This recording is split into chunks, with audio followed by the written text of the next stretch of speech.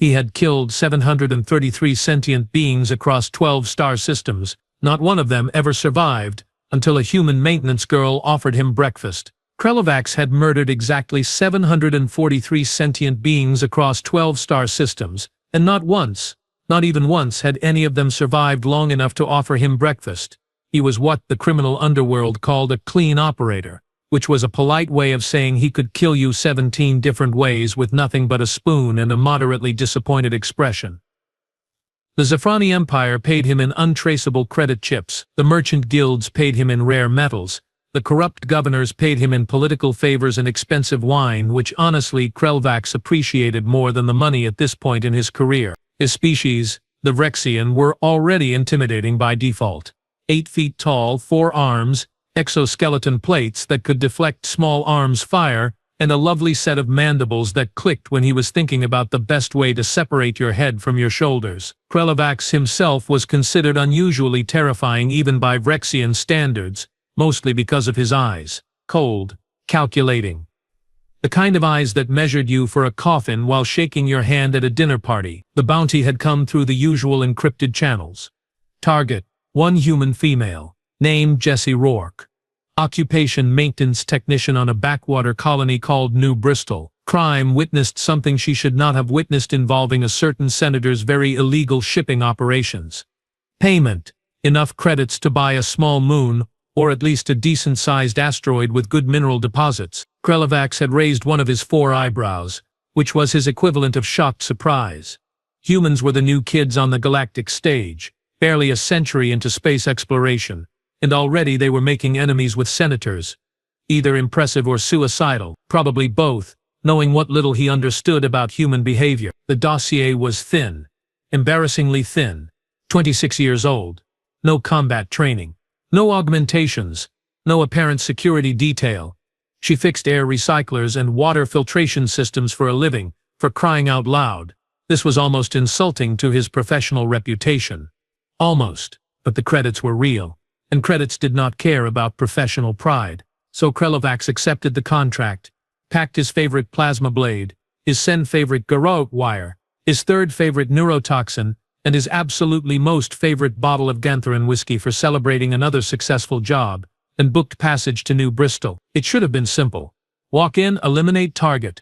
Walk out, enjoy whiskey. Should have been. New Bristol was, and Krelovax meant this with absolute professional certainty, a complete dump. The colony sprawled across a planet that looked like someone had taken all the worst features of swamp worlds and desert worlds, shaken them together in a bag, and dumped them out without bothering to check if they made sense. The spaceport was 3 landing pads, a rusted fuel depot, and what appeared to be a bar that doubled as the customs office. No security scanners, no identification checks.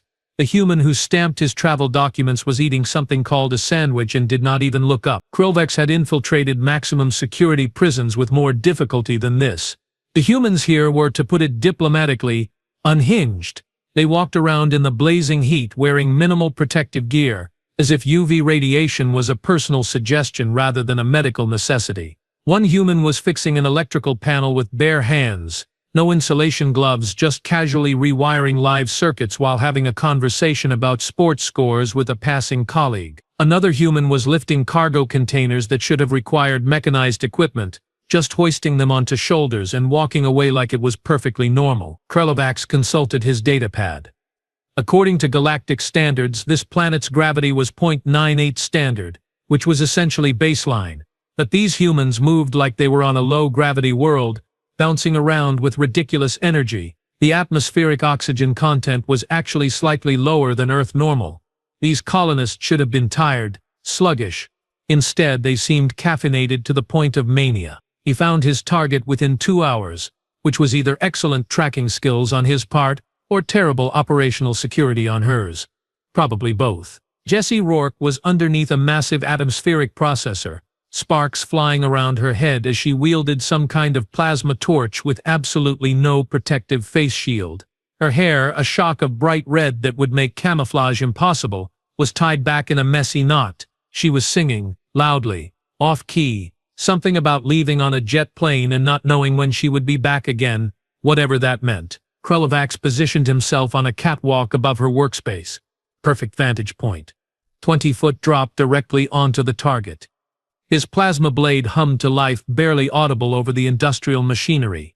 He calculated trajectories, accounting for her possible movement patterns. 3 seconds until optimal strike window. 2 seconds. 1 second. He dropped. Jesse rolled out from under the processor at exactly that moment. Still singing, completely oblivious, holding a wrench the size of Krelovax's forearm. He landed where she had been approximately half a second earlier, his blade stabbing through empty air and embedding itself 2 inches into the concrete floor. She stood up, noticed him crouched there with a glowing energy weapon, blinked twice and said, "Oh hey, sorry mate, did not see you there. You looking for the personnel office? It is 2 buildings over, the one with the blue door.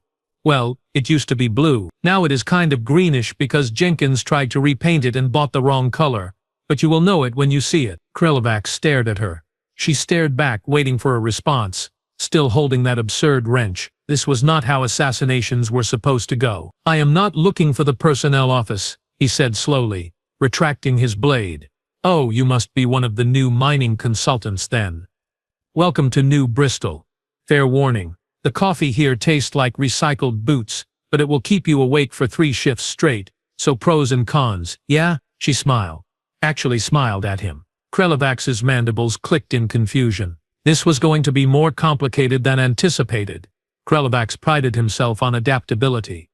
A good assassin adjusted to circumstances, found new angles, exploited weaknesses, so he followed Jessie Rourke for 3 days, studying her patterns, waiting for the perfect moment to complete his contract. Those 3 days aged him approximately 10 years. Attempt number 2 happened in the colony mess hall.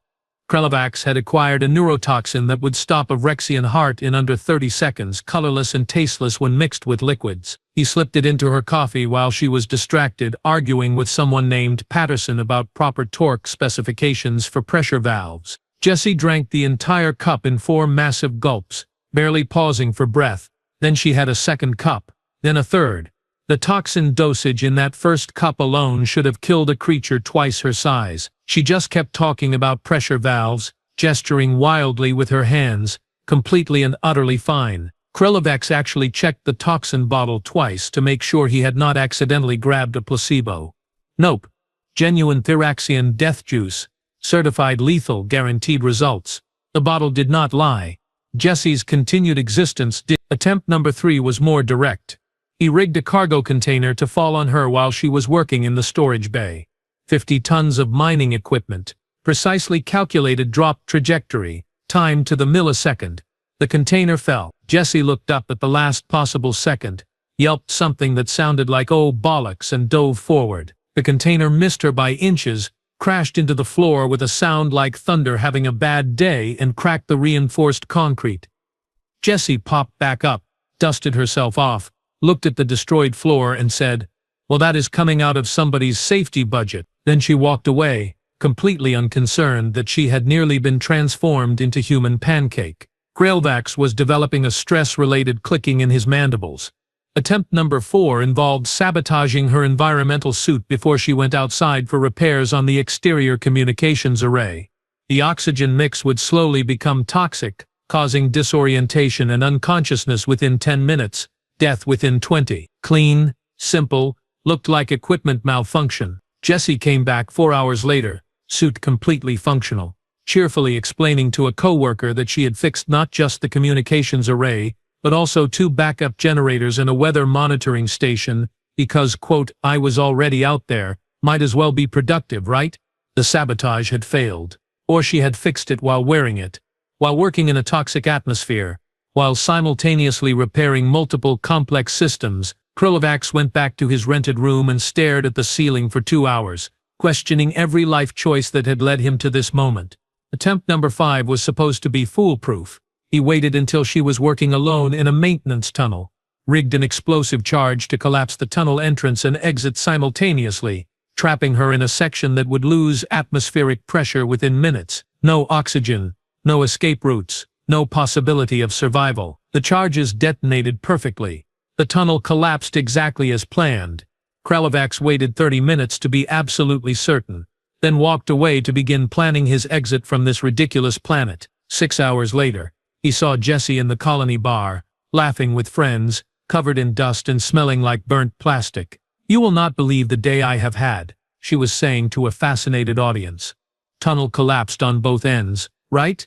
So I had to dig through about 40 feet of rubble with a broken hydraulic jack and a really optimistic attitude. Took forever. Missed lunch. Absolutely starving. But hey, I found Jenkins's lost welding torch in there, so something good came out of it." Her friends bought her drinks to celebrate her survival. Krelevax bought himself drinks to cope with his professional crisis. This was impossible. Humans were not supposed to be this durable. They were soft, squishy, fragile little primates who had barely figured out faster-than-light travel. They did not just shrug off neurotoxins and collapsing tunnels like minor inconveniences. He was going to need a new plan, or therapy, possibly both. On day 7, Krelevax was sitting on a bench outside the engineering depot, having what could only be described as an existential crisis about his career choices, when Jessie Rourke walked directly up to him, with that same aggressively friendly smile she seemed to apply to every situation. "All right, I have been seeing you around for a week now, and I have got to ask, are you actually lost or are you just really committed to looking mysterious and brooding?" Krelevax's forehands twitched toward 4 different concealed weapons. "I am not lost. Sure. That is what everyone says right before they admit they have been sleeping in a storage unit because they could not find the residential block." She sat down next to him, uninvited, smelling like machine oil and something sweet he could not identify. "Let me guess, you booked accommodation through the colony net. They gave you an address. You showed up and it was either non-existent or it was Jenkins's shipping container that he illegally sublets to off-world workers. That was, horrifyingly, exactly what had happened." Krelevax had been sleeping in what was generously described as a furnished room but was actually a metal box, with a cot and a disturbing stain on the ceiling. "My accommodations are adequate," he said stiffly. "Right. And I am the Queen of Antares. Come on." She stood up, gesturing for him to follow. "You are coming with me. Nobody, and I mean nobody, suffers through Jenkins's rental scam on my watch. I know a place. I do not require assistance." "Oh, you absolutely do, you just have not admitted it yet. Very common condition among stoic warrior types. I dated a Corthian Marine once. Same problem. Refused to ask for directions, ended up in a waste reclamation facility. Very embarrassing for everyone involved." She started walking, clearly expecting him to follow. "I am Jessie, by the way, but you probably figured that out from the name tag, or from me being the loudest person in every room I enter. It is a gift and a curse." Krelevax followed, mostly because he was too bewildered to do anything else.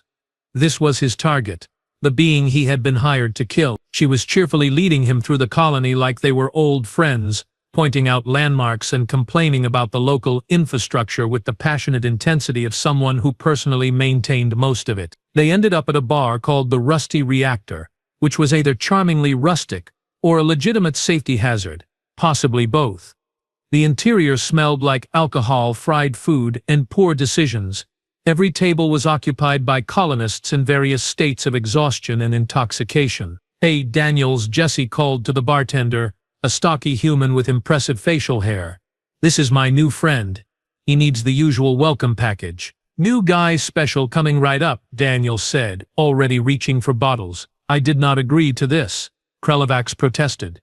"You did not disagree either. So legally that counts as agreement in approximately 60% of known legal systems." Jessie pushed him toward a bar stool. "Sit. Drink. Tell me your tragic backstory. Everyone on New Bristol has one. It is kind of our thing." The bartender placed 2 glasses in front of them. The liquid inside was amber-colored and smelled like it could strip paint off a starship hull. "What is this?" Krelevax asked suspiciously. "Locally distilled whiskey." "Well, whiskey adjacent. Technically it is made from fermented tuber root because actual grain does not grow here, but close enough. It will either cure what ails you or create entirely new ailments. We are still gathering data." Jessie raised her glass. "To new friends and questionable life choices." Krelevax stared at the glass. This was absurd. He was a professional killer. She was his target. He should be planning his next assassination attempt, not drinking with her in a bar that probably violated 37 safety regulations. But she was looking at him with such genuine warmth, such uncomplicated friendliness, that something in his cold, calculated assassin brain just sort of gave up. He picked up the glass. To questionable life choices, he echoed, his translator struggling with the informal phrasing. They drank. The liquid hit his system like a plasma grenade going off in his throat. His eyes watered. His mandibles clenched involuntarily.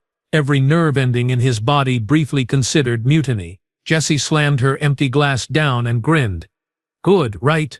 Burns in that nice way that lets you know it is working. Working on what? Krelovax wheezed. Killing brain cells, mostly. But in a fun, social way. She signaled Daniels for another round. So, mystery guy, what brings you to our little corner of nowhere? And please say something interesting. The last visitor we got was an accountant auditing our recycling efficiency.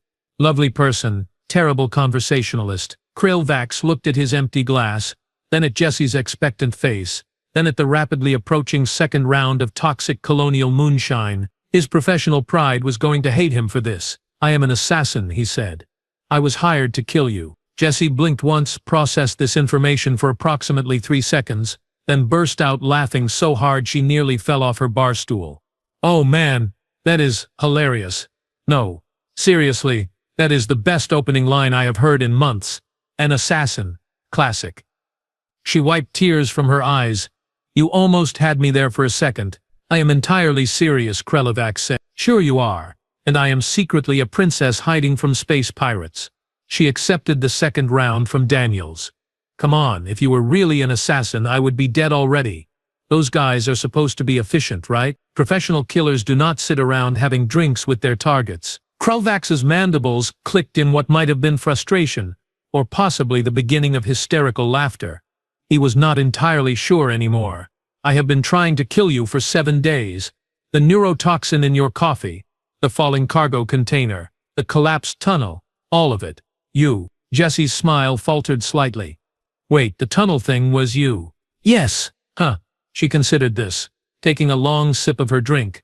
That explains why the structural supports looked weird.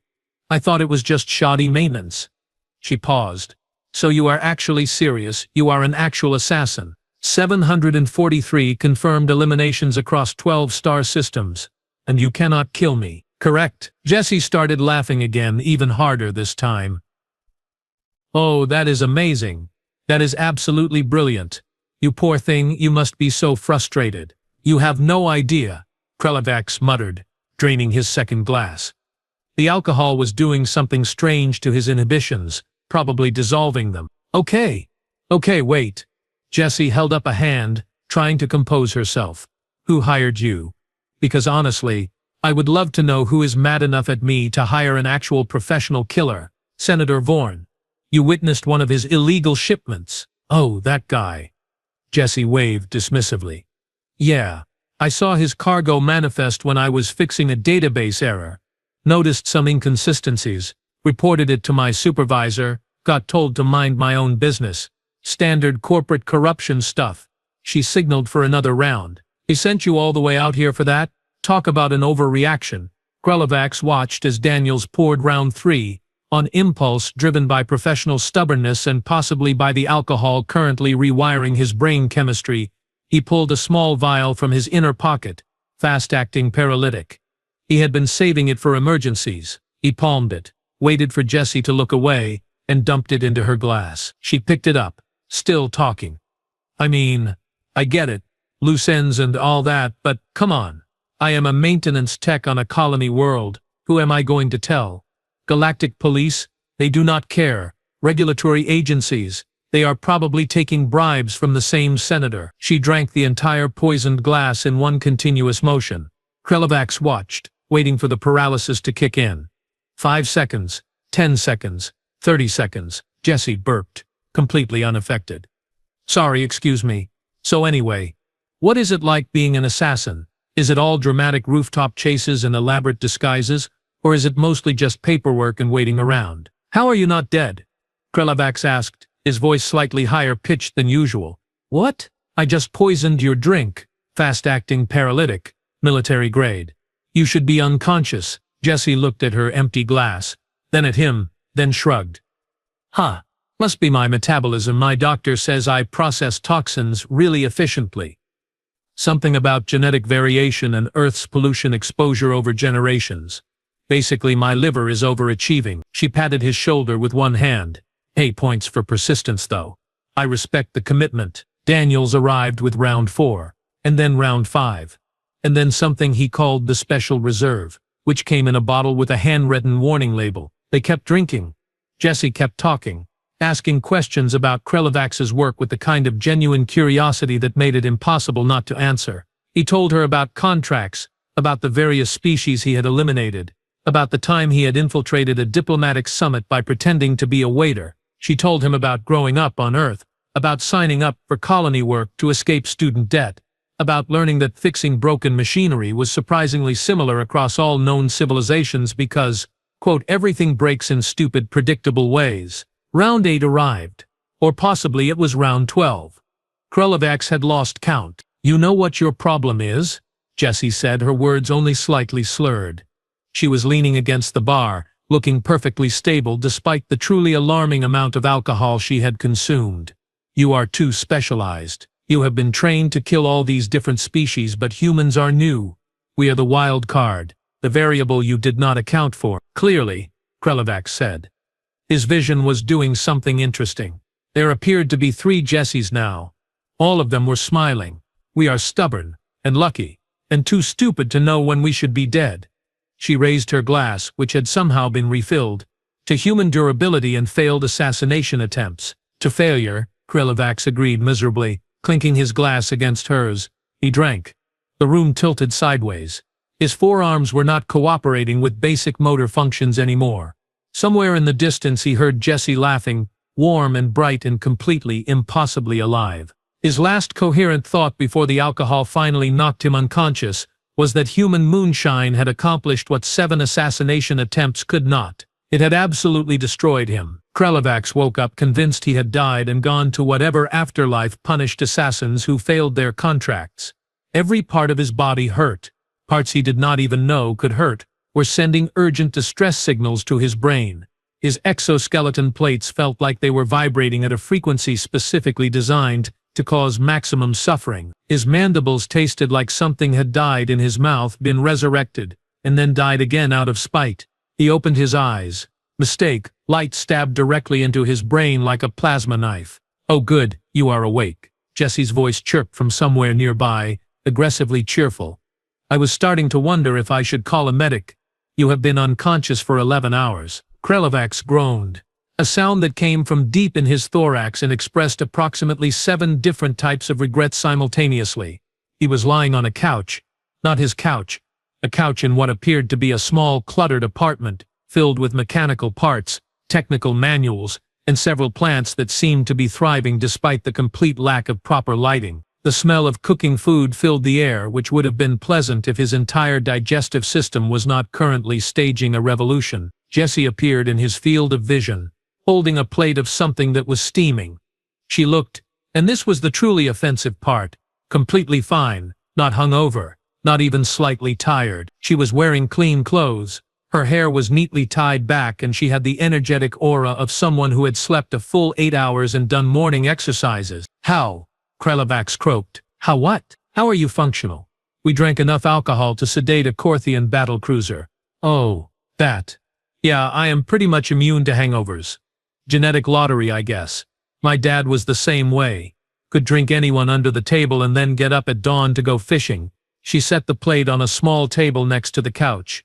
Made you breakfast. Well, breakfast adjacent. I do not know what Vrexians eat, so I just made extra of what I was having. Protein, scramble, toast, some fruit.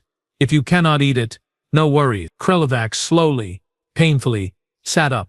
His forearms moved with all the coordination of a newborn trying to operate heavy machinery. He looked at the food. He looked at Jessie. He looked at his entire life, laid out before him in a series of poor decisions that had led to this exact moment, and something inside him, something that had been wound tight for decades, just snapped. I do not understand, he said quietly. I have killed creatures who begged for their lives. I have eliminated targets who had families, who had children, who had done nothing except exist in the wrong place at the wrong time. I am good at what I do, Exceptionally good, and I cannot kill one human maintenance worker who keeps offering me breakfast. Jessie sat down in a chair across from him, her expression softening. You told me last night, you know, about the contract, about Senator Vaughan, about all of it. You were very thorough, also very drunk, but mostly thorough. I remember. He did, unfortunately. The alcohol had not erased those memories, just made them fuzzy and embarrassing around the edges. So here is my question, Jessie said, leaning forward. Do you actually want to kill me, or are you just going through the motions because that is what you have always done? Krelovac stared at her. The question hit harder than any hangover. I do not know, he admitted. Well, Jessie said, picking up a piece of toast and gesturing with it like she was making a philosophical point. Maybe it is time to figure that out. Jessie chewed her toast thoughtfully for a moment, then said, Okay, I have an idea.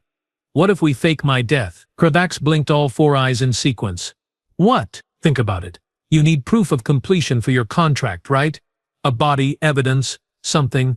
We stage an accident. Industrial explosion. Very common in maintenance work. Tragic, but believable. You get your payment. Senator Vaughan thinks his problem is solved and I get to disappear for a while. She was warming to the idea, gesturing enthusiastically. I have been meaning to transfer to another colony anyway.